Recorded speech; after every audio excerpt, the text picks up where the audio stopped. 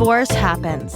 In fact, it happens to almost 50% of first marriages. So let's talk about it. Welcome to Divorce Happens, a podcast to educate, inspire, support, and yes, make you laugh through divorce and beyond so that you can start fresh on the next phase of your journey. Remember, divorce happens, and then we start fresh. You'll get divorced. You'll get divorced. Getting divorced? I'm getting a divorce. You're getting a divorce. Because she's getting a divorce. So what if I get divorced?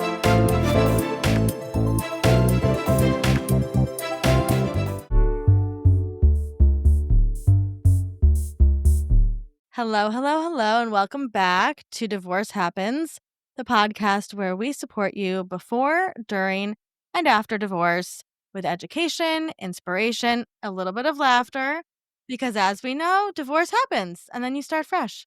And we're here with one of our friends here at Fresh Start, Cindy. Cindy, can you tell us who you are and what you do? Yeah, I'm Cindy DiTiberio. I am a writer. I write the best-selling Substack, The Motherload, where I kind of unpack motherhood, marriage, and divorce. And I'm writing my own book. I also collaborate with other people and help them write their books as a ghostwriter. And yeah, I love Fresh Starts. Olivia has been key in my own journey, and I've used their experts, and I'm just so grateful for all the work you guys are doing. Thank you. Well, we're happy you're here because one of the segments that I love doing so much on this show are talking to real people who are real humans, real divorced humans, I like to say, about what they learned from their divorce. So, Cindy, what are the 3 lessons or things that you learned from your divorce? The first one that came to mind is just how capable I am. I think as women, as girls, we somehow get conditioned to cede our power and our capability to others, specifically when it comes to things like money. When you get divorced, all of a sudden you're like, oh my gosh, all of this is on me. And it can feel terrifying, but I will tell you very quickly, I learned, oh, I'm good at this. I can handle this. I can do this. Right now I'm doing my taxes for the first time as a single lady, for a very long time. And I've got all my documents. I got all my papers. I'm thinking about my deductions. I'm capable. And it's come up so many times where I did not, and specifically around money, I ceded it all to my ex because he did financial stuff for a living. So I was like, of course, it makes sense for him to just take that on. But I lost a lot of power, a lot of insight into what was going on with our finances when I did that. It is one of the biggest mistakes I made in my marriage was not being a collaborative, true partner in understanding our financial situation, our taxes, our mortgage, all the things.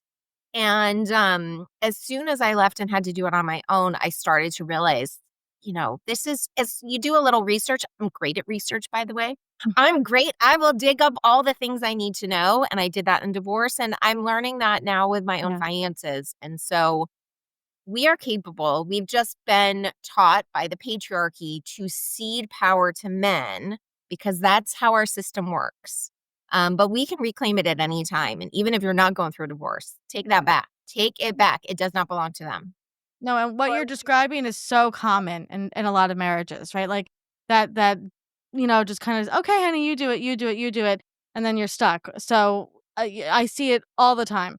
And it's a conversation I know you write about so beautifully, and you do really, really great research in the Motherload, everything, and really, I was actually talking about you the other day and how you talk about how when women have to buy a house or even rent a space right after their divorce, if they are a freelancer, it's almost impossible, or part-time or whatever. So I've learned so much from you, and I hope that that, your journey has inspired a lot of people to learn more and do the research. So I appreciate that.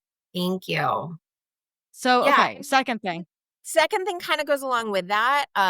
I did not know what a postnuptial agreement was until I went through a divorce. And now this is like one of my biggest things. I just partnered with Eve Rodsky and Fair Play and Aaron Thomas, the prenup guide, to do the Fair Play guide to prenups and postnups. And all of this is to say, a postnuptial agreement could have saved me so much time and effort and money in my divorce.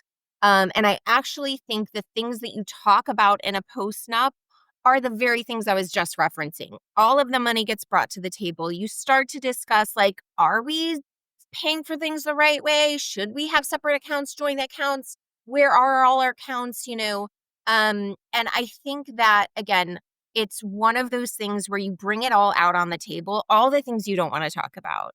We don't want to talk about money. We don't want to necessarily talk about all the financial sacrifices, but I think it goes hand in hand with the fair play discussion, which I talk about so much. It was one of the big there were a lot of reasons for my divorce, but not getting on the same page about labor in the home was a very big one for me. And so what a postnuptial agreement can do, it's so there are two. I've really focused initially on what happens when one of the spouses takes a step back in their career, and therefore needs spousal support, really. And so that has been a big focus of the Fair Play Guide. But also what has been coming out is, well, what if you are doing all the labor at home and you're also the higher earner? Uh-oh, I have to pay him alimony? That makes no sense. And again, so a postnup can either, if you took a step back in your career, you can get a certain number of years of spousal support in there. Or if you do not want to have to be paying your ex alimony, because guess what? They didn't take a step back in career. You've just handled everything at home and been the financial breadwinner.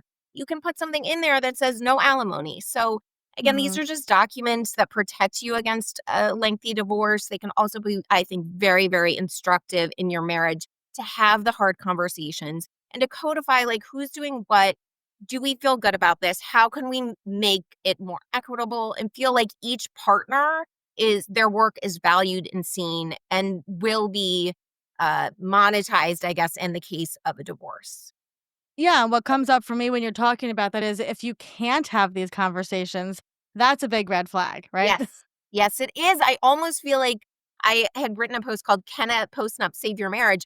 But I think it can also save you from years of a marriage that you should be out of. Because if those conversations do not go well, it's information. It is information. So, and again, you want to have those conversations before things are so acrimonious that you don't want to give anything to your spouse. And that's what happens in divorce. All the goodwill is gone. Right. And so people can be really not very generous with their spouse, even when they've made financial sacrifices or career sacrifices. All that goodwill is gone. So then you fight to the death, and that's expensive and it takes a lot of time.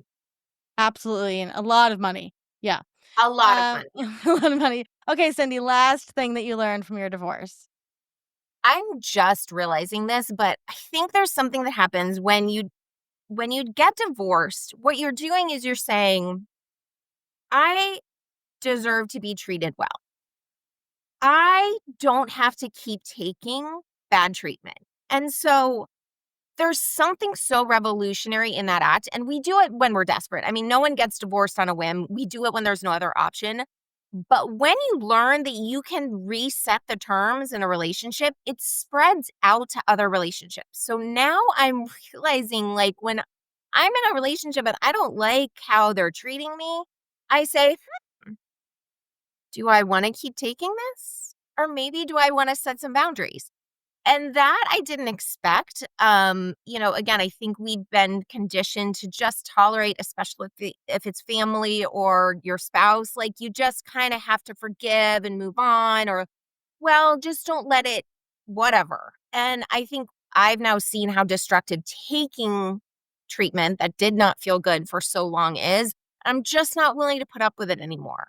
And that has been a real gift in my own life outside of my divorce, is to just be like, you know what? If I don't like it, I don't have to take it. I I don't love have to that so take it. much. So true. It is so true. Yeah. Where can people find you? Where can they read your beautiful work?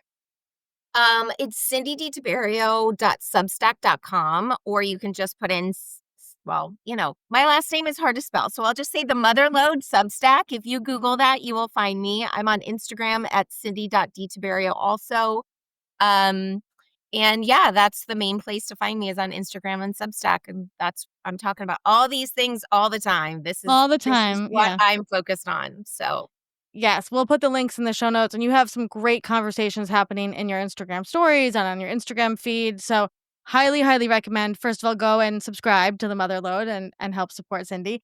And also, check out her Instagram, give her a follow, engage in the conversations, because she digs into the stuff that we love to talk about over here. So we appreciate you so much, Cindy, and for sharing this so, other people can see that you can come out the other side and learn a lot of lessons on the way. So thank you for being here. Thanks for having me.